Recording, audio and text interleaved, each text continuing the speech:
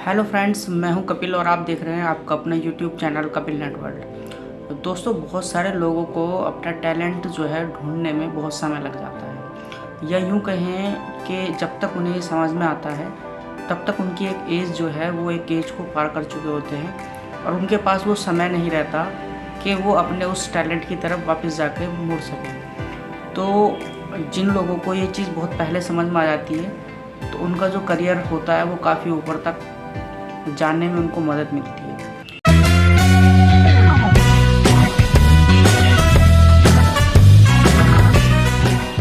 अब बात आती है कि हम लोग कैसे जानें कि हमारे अंदर क्या टैलेंट है। तो बहुत ही सिंपल वे में बताता हूँ कि जो भी चीज़ आपको करने में ज़्यादा मज़ा आता हो वो आपका फील्ड ऑफ टैलेंट है। जैसे उदाहरण के तौर पे बताऊँ, बहुत सारे लोगों को गाना गुनगुनाना या गाना गाना पसंद होता है।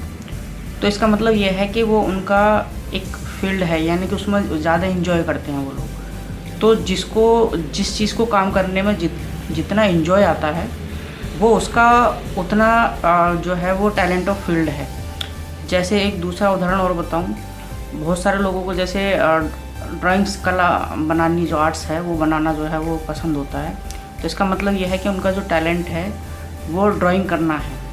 ऐसे ही बहुत सारे लोगों को डांस करना होता है, तो बचपन से जैसे जिनको इन्जॉय होता है डांस करने में, तो जो लोग डांस में अपना ज़्यादा इन्जॉय करते हैं तो इसका मतलब ये है कि उनका जो टैलेंट ऑफ फील्ड है वो है डांस करना।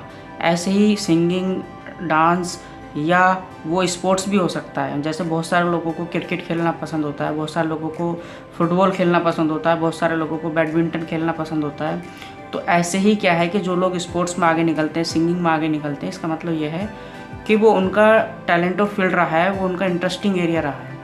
तो जो लोग अपने इंटरेस्टिंग एरिया को फॉलो करते हैं वो अपने उस लाइफ में उसमें ज़्यादा आगे तक जा सकते हैं और एक बेटर लाइफ को बना सकते हैं अपने। लेकिन होता क्या है कि ज़्यादातर लोगों को ये चीज़ वो जो है फैमिली के दबाव में या सामाजिक दबाव में, या यूँ कहें कि लोग क्या कहेंगे उसके लेकर के जो है वो अपने जो टैलेंट होता है उसको दबा देते हैं।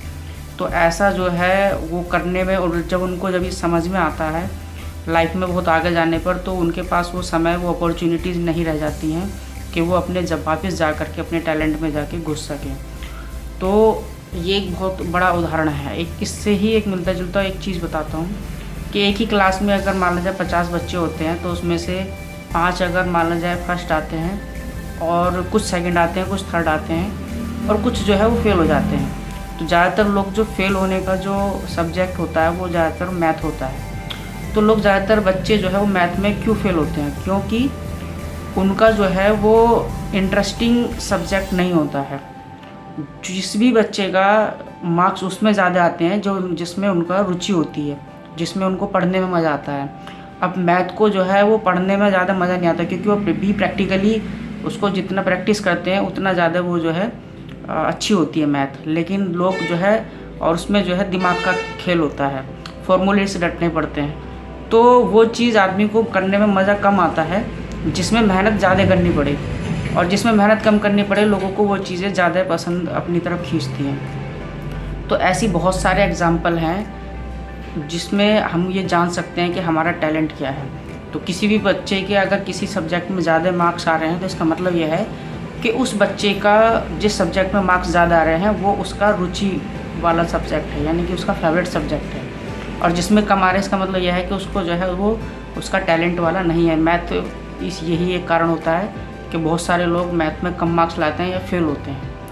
तो उनमें से एक मैं भी रहा हूँ, क्योंकि मेरे को एक टाइम पर आकर के जो है, क्योंकि मैथ का एक कारण ये भी होता है क्योंकि मैथ जो है वो हमारे डेली प्रैक्टिकल लाइफ में जो है वो नहीं आती है।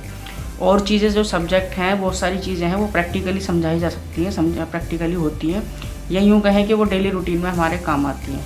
लेकिन मैथ की अगर जोड़ घटाना गुणा भाग के अगर छोड़ दें तो इसके अलावा बहुत सारी चीज़ ऐसी है जो हमें समझ में नहीं आती हैं। तो एक ये कारण भी है जिससे मैंने आपको समझाने का प्रयास किया।